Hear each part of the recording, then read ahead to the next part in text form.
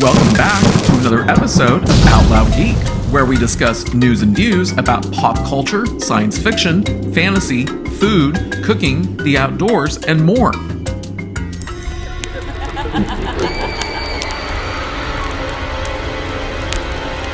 It's time once again for another review about another truly awful episode of The Acolyte, which is the Star Wars series that was created by Harvey Weinstein's former personal assistant, Leslye Headland. And this latest episode, Episode 6, premiered on Disney Plus on July 2nd, 2024. But before proceeding, I'd like to ask everyone to please like this video, please share the video on social media, please subscribe to support this channel, and please press the bell to receive notifications. Thanks! Before we dive into Episode 6, I'm going to begin this review video with a quick recap of Episode 5, as I had talked about in a lengthy video that I had released last week, because that episode exemplified the purpose of this series, that it's essentially an allegory for Leslye Headland's life as an unhappy teenager growing up in her parents' very religious and heteronormative home, as she herself described in a 2021 interview for the AV Club. And as I have said in multiple previous videos about this series, Headland clearly regards her parents' beliefs and their church as being nothing more than oppressive sources of rules that prevented her from fully expressing and embracing her own sexuality. She did, after all, devote the entire third episode of The Acolyte to her own lesbian sexuality and to her personal beliefs that are contrary to her parents' beliefs and their church, which is what the Jedi and the Jedi Order represent throughout this series. Then in Episode 5, she had Qimir, who's played by the actor Manny Jacinto, and who I have named Darth Smiley Face, give a lengthy exposition to justify his killing of most of the Jedi in that episode. And that exposition, as I explained in my aforementioned review video for Episode 5, was actually Headland herself, as a woman in her mid-40s, releasing her own teenage anger about being repressed and not being free to experience her own sexuality under her parents' oppressive rules, religious beliefs, and church, which she veils as the Jedi's rules, their beliefs, and the Jedi Order. Further, that's also why at the beginning of my previous video for Episode 5 that I stated that the theme for this entire series is essentially teenage rebellion against societal norms, but it's nowhere near as good as movies such as 1955's Rebel Without a Cause, 1985's The Breakfast Club, or 1986's Ferris Bueller's Day Off, all of which had that same exact theme and were far more entertaining than her increasingly audience-rejected show. And now, just so you're warned, spoilers are coming, folks. So even though Episode 6 begins right where Episode 5 ends, it has a lot more in common with Episode 4 that was essentially 28 minutes of soporific filler, followed by 2 minutes of action, except that Episode 6 never has that kind of action take place. So in a nutshell, Episode 6 begins with Jedi Master Soul, as played by the actor Jung-jae, very quickly discovering on board the Jedi ship that the woman that he initially believed was Osha, as played by the actress Amandla Stenberg, who thinks that she's God's gift to humanity, is instead her evil twin sister May, who's also played by Stenberg. But before he discovers that, May erases the memory of Osha's mini-droid named Pip, which she finds on board because Bloodhound alien Basil had found it. She then uses it to help her figure out what's wrong with the Jedi ship's power and communication system, which Soul was having difficulty using to report that his entire team of Jedi had been killed.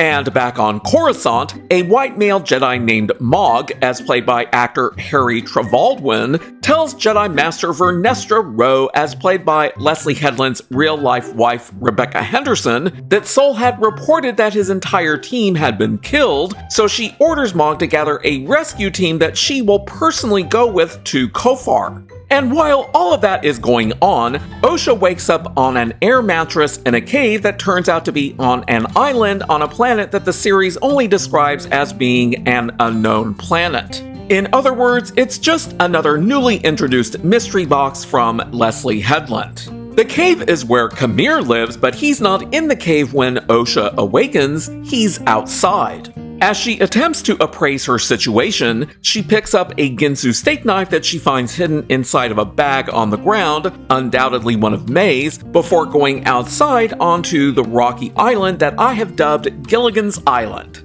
She then sees Qimir's spaceship parked on a nearby smaller island, and that's when Qimir tells her that she could either swim over to it or wait for the tide to go out to get to the ship.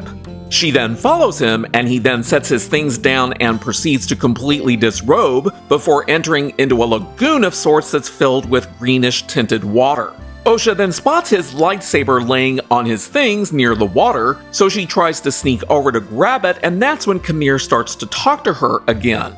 But she does pick up his lightsaber and remains a little fearful of him, but doesn't turn the lightsaber on even as he nakedly walks out of the water towards her to put on a robe. So she follows him back to the cave, and on a rock outcropping that acts as a balcony where he's talking to her about why she's no longer a Jedi, she gets angry and turns on his red lightsaber and pushes him against the rocks as she holds it up to his neck and angrily admits that she failed as a Jedi. Qimir then tells Osha that he lost everything too, and that when that happens, that's when you're finally free. Osha releases him and turns off the lightsaber. Then back in Qimir's cave, as he's fixing his smiley face helmet, Osha asks him what he wants, and he answers that he, quote, wants the power of two, unquote. So not only is that a reference to the lesbian space witch's chant, it's also a reference to there only ever being two Sith at a time, a master and an apprentice. The power of one, the power of two, the power of many. He then talks about his smiley face helmet and says that it's made from a metal called cortosis, which means that it blocks out all of the senses to make the wearer rely solely on the Force. He also asks Osha if she wants to try it on, so after he walks away, she does, and that's when the episode's ending credits begin to roll. Yes, yes. And that's really all that I need to say to describe episode 6, because in spite of it being around 4 minutes longer than episode 5, not that much actually happens. There is a scene of Vernestra Rwoh after arriving on Kofar with Mog and the other unnamed Jedi extras that comprise her rescue squad, finding the bodies of the dead Jedi, which includes Jeki and Yord Fandar, and her taking out her whip-like purple lightsaber to kill a Wayne Doodle before it attacks Mog. Her whipping that lightsaber around is shown briefly in a teaser that was released after the May 4th trailer, but the only thing that I can say about it is that no one wants to be near her when she has it out, because it's incredibly dangerous and is a poor reminder of Indiana Jones and his whip. Episode 6 is essentially a lot more poorly written dialogue, and the only other thing that I'll mention that happens is that when May wakes up on board the Jedi ship after Sol stuns her, he has her restrained. He then tells her that it's high time that he explains to her what happened 16 years earlier before he shuts off the ship's transponder and enters into hyperspace just before Rwoh and her ship arrives at Kofar. I can only assume that he's taking May back to Brendok, so I expect that episode 7 will probably include a flashback with the lesbian space witches. Yes, yes. Beyond that, that's it. In conclusion, this episode allows the audience to see mostly naked Qimir, while Osha is handling his lightsaber, and with the oh-so-obvious sexual subtext, because this series is jam-packed with sexual subtext, as I had explained in my review video for episode 5. The only thing that I'm grateful for at this point is that I only have to watch 2 more awful episodes, and then I won't have to watch The Acolyte ever again. Thanks for watching today, and a huge thanks to everyone who has subscribed to our channel. We appreciate your support.